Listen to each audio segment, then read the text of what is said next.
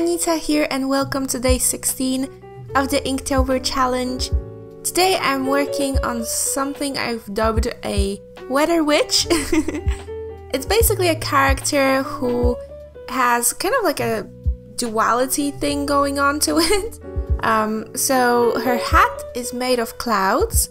I just wanted to, when I was sketching the witches for the Inktober, I've noticed a lot of them had the exact same hat, and so eventually I just started to think, oh, what else could I use instead of a hat? Like, how else could I represent that pointy hat? Because of course, since, you know, I am a Terry Pratchett fan, for me a witch needs to have a pointy hat. That's just, a witch is not a witch without a pointy hat. So that's when I've decided to make a little witch with clouds, making the shape of the hat. And that's when I thought, okay, let's make it more interesting by adding some kind of magical powers to that hat. And so she has two types of weather on around her. On one side she has a sunny weather, and on the other side she has a storm. Or rain, or something at least. Thunderstorm, I suppose, because I am drawing thunder. Well, this is actually lightning, you can't draw thunder. Hi, I'm rambling again, sorry. So, as you can see, I've done a lot of the line work in advance, but I wanted to show you what I'm doing here. That's why I've decided to leave this for camera, because I have this rule that I have this rule to use a ruler only with a pencil, and I actually never use a ruler when I'm lining anything. This is something I've learned from this one interior decorating class that I went to. I don't even remember. I was like 20, I think, or 19. It was a while ago, and I went to I don't know. I went to school. Oh, and it was like an evening, not evening school. It was like a weekend school, weekend class. And it took part over several weeks, and you went there and you learned stuff, and you know, and it came with a certificate. It was totally useless, but I had fun, you know. It was my equivalent to some kind of art school. I was learning about art-ish things. I was happy. I was so happy, even though I've never used it again, and I knew immediately I wouldn't like interior decorating. But, you know, that's a topic for another time. Anyway. And then during that school thingy, one class was about rendering your interior pieces, like interior designs. And we had to render one in watercolor. And one of the teacher said one of the tips she gave us was to always use a ruler for your sketches. But once you're actually painting, use just a paintbrush and make straight line with a paintbrush or with some pen, but do it, you know, without a ruler. And the reason she says is that, you know, it looks more natural. It looks like part of the painting. And I remember I've used a ruler before that for just anything really. Whenever I was drawing anything straight, I used a ruler. And I didn't really like it, and I couldn't figure out why, because it looked so stiff. And so that's when I started using I've set the sketch, so it was perfect, you know, it looked like a like a perfect ruled, you know, building or whatever I was drawing. In this case it was the sun rays, and I just made a kind of a perspective thing. I wanted the lines to come from one point so that they were even on both sides. And then once I actually came to lining, I went back with just, you know, and I drew it with hand instead of using a ruler. And because of that, everything kind of fits together, because look how I'm lining. I'm pretty much sketching with a fine liner. That's how I like my sketches. I've always liked it. I think it's just that love for detail that I have. There's more detail in that line. I really don't like crispy lines. I don't like when they're too even and too crisp. I mean, they're beautiful, you know, but that's not something I like to do. And that was also something that bothered me for a very, very long time. For a similar reason, because I loved the sketches. I loved any sketch I was making, and I was in love with the concept, and it was perfect. And then I started painting it. I've added the line art, and all of a sudden just lost half of the appeal to me, and I couldn't figure out why until it kind of hit me that it was because of those sketchy lines. The sketchy lines were gone. All of a sudden the line was crisp, and there was nothing to it. There was just no appeal whatsoever. So that's why I'm using just a crispy line art for the base, and I'm always coming back and making sketchy lines or just adding some depth to the line. It's pretty much that line weight thing that, you know, but it's my way of doing it. So here I'm adding a little bit of background to one side. Here I just wanted a little bit of a gradient. And I've learned that with ink, that's something I just actually picked up while I was painting with ink. It looks more natural once you move it. You know, you don't let it move by itself. You just kind of swirl the paper around until the ink moves to the position you want it to be. And it actually looks so much more natural to me. I was so happy once I figured it out. And it's so interesting because I learned something new with every painting. If you guys don't follow me on Facebook or Instagram, I can't really show it to you because I forgot to show it at the beginning of the painting, but I posted it on Facebook and on Instagram, so you should just, if you want to know what I'm talking about, go there. The painting I've done yesterday, I've used, well, it's pretty much a drawing because I wanted to challenge myself even further, and it was not a video day, so I've decided to use only a fine liner and see how far I can get with it.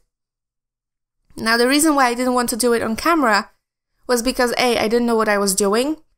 So I knew that on camera, everything takes twice as long to me as, you know, because I have to make it for camera.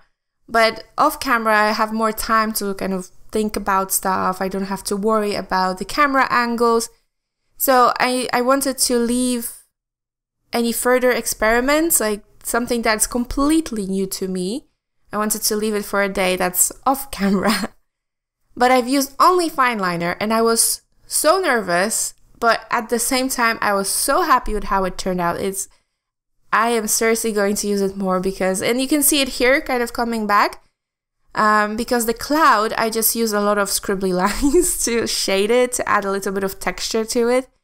That's something I just picked up from yesterday, and I enjoy it so much. It's just, yeah, I really think that it's that detail thing that I really like, and adding it to the lines make them more appealing to me, if that makes sense. So as opposed to the rainy side, on the sunny side, I didn't add any gradients. I've just used a lot of straight lines of different shades of gray. Just trying to show that there is a, you know, there's a sunlight going on. And I think I've achieved that. And then there was this problem, how to shade everything else pretty much. Because of course now I have, and I'm hitting the microphone again. Now I have the darker side where there's rain happening and there is thunderstorm. And then I have the very sunny side. So naturally, both sides need to be shaded differently. And so I just kept adding shadows until I was kind of satisfied with everything. Because of course I wanted to have the, you know, darkness on one side, light on another, but then in the middle they kind of had to somehow melt into one shape, you know, it had to make sense. In a similar way, I had a problem with the character herself, because I wasn't exactly sure what I wanted to do with how to like render the character. Now I knew I wanted her skin to be a little bit darker and her clothes to be very, very light. I was kind of thinking about that movie, Doctor Strange. The one, I don't remember her name, but I think it was Tilda Swinton. Well, there is this character, like some kind of ancient character, and she's always wearing white. She has this white natural suit, And I thought it was so nice. I wanted to, it's kind of like, this was my inspiration, I suppose. I didn't really think about it in those terms, but it's not like this is the character or anything. I just really like the white, natural looking clothes. And another thing I wanted to do is make kind of a tone on tone, if that's, once again, if that's the way to say it. I wanted to make very light pattern, kind of like a light embroidery on top of those light clothes.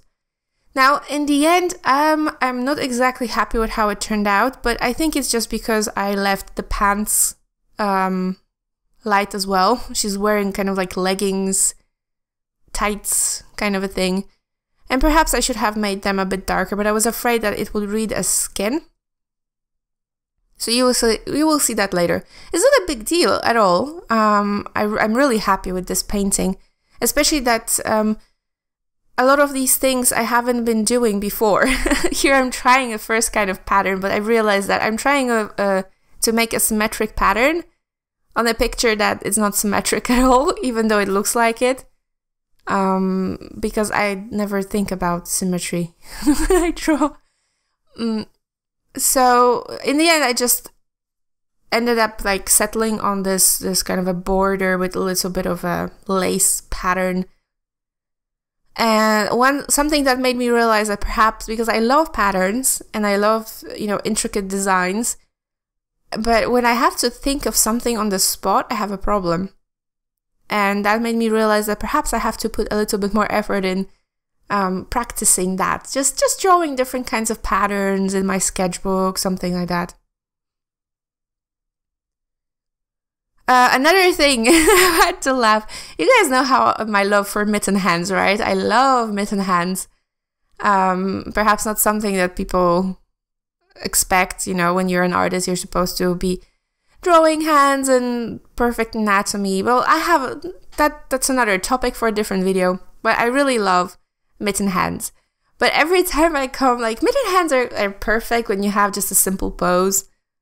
But when you come to a weird hand position that requires you to have fingers, that's that's when, you know, it's starting to be hard. And I had that same problem recently when I think my character was holding something like a pen, I think, and so she needed to have fingers. But it was a mitten hand. And as here as well, I was really struggling. How am I going to make her thumb and what's the name of the other finger, just to make that, you know, the circle, kind of like a meditation thing going. How am I going to make it with a mitten hand? Because I wanted to actually show fingers, but, you know, for me, it's really easier to just paint it like that. And I'm thinking that at first it was by choice because I didn't really care for hands that much. But now I'm thinking that I'm just becoming like lazy. I just don't know how to draw hands anymore. And that's something that I will have to also revisit just to see if, you know, I just have, like, I'm still doing the sketchbook challenge on the side. So that's something I'm just gonna practice a little bit, just drawing different poses in mitten hands. You know, gesture drawing in mitten hands. So in the meantime, I'm trying to figure out what the shading would be for this coat. Because as I've mentioned, I really wanted it to be white or very, very light. And I wanted it to be sort of like this. I didn't want the... let's put it this way. Ever since that night picture that I made, I am really conscious that I've never been using that much difference in tonal values in my paintings, and I've always used white highlight, always. It was just something that I did. I didn't think about any shadows or anything. I just liked white highlights. But when you're painting with just gray, like different shades of gray in one color, I've realized by doing that I can't just keep using white highlights. And that was something that became apparent to me in that night picture, the traveling witch, I believe. Because it was too powerful. It should have been a darker highlight. And so I'm really conscious about it right now, and I'm trying to figure out when I need white highlights, And in this case, if I need more shadow, because my mind was telling me just keep adding shadow. But I wasn't sure if I actually wanted that, because I actually really liked this, you know, the clothes, they are not very contrasting. But then again, I felt that they weren't standing out enough from the background, because we have, you know, on one side it's fine, on the rainy side, but on the sunny side it's almost the same. It's kind of blending together. So in the meantime, I'm trying to figure out the pattern. And as I've said, the pattern is pretty much just a shadow. It's supposed to be like white embroidery on white clothes. But of course, you can't really... I can't paint that. So I'm trying to just make a very, very delicate... You can barely see it on video. But there's just different swirls of gray. And I'm later on coming with a bit of a darker shade just to enhance some of them. I really like that effect, I really do. But I feel like I would like more next time, like more intricate design. And I really feel like perhaps we'll leave it for a bigger painting. Just making a character and designing a very, very over-the-top outfit for them with lots of patterns, lots of designs, just different embroidery designs. I just feel like drawing it. I really, really do. And this was something also from yesterday, because I've drawn this just a simple plaid pattern, but because I've used the lines and they were kind of overlapping each other, I was so excited because it looked so good. And now I want to use it everywhere. Oh, and okay, so here I'm actually adding a bit of a darker shading around all the edges of the character, just kind of adding some lines. I suppose you can call it hatching.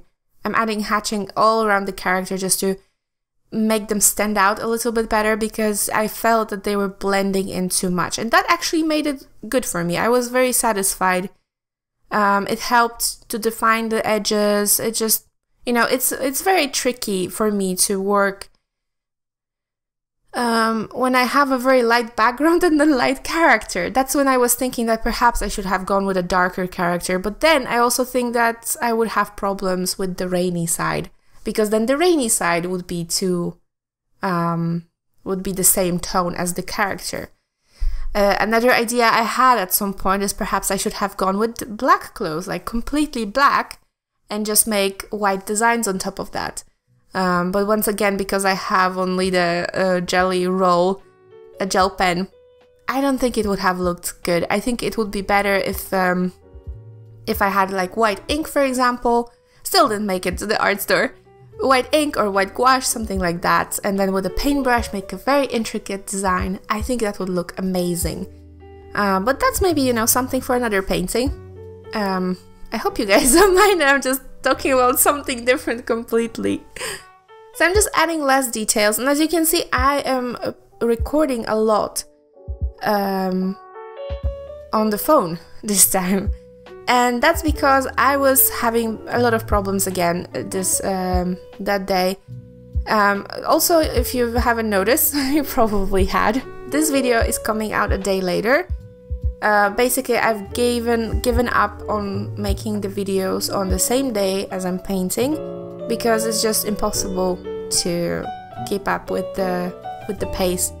So I'm pretty much painting and then releasing the video the day later or the next morning, just to make it a little bit easier for myself. And yeah, so that's pretty much it for this painting. I am really happy with how it came out. It's something that I didn't have that background completely planned out in my head, so I wasn't sure where I was going with it, where I would arrive, you know, while I was painting it. And so seeing that, and the fact that there is no very defined line around the whole frame that I usually paint, it made me really happy, because it's again something different. I want to keep making different designs, just to keep trying different things and see how far I can stretch that newly acquired inking skill that I'm practicing. So yeah, once again, that's it. Thank you so very much for watching, guys, and I will see you tomorrow. Bye!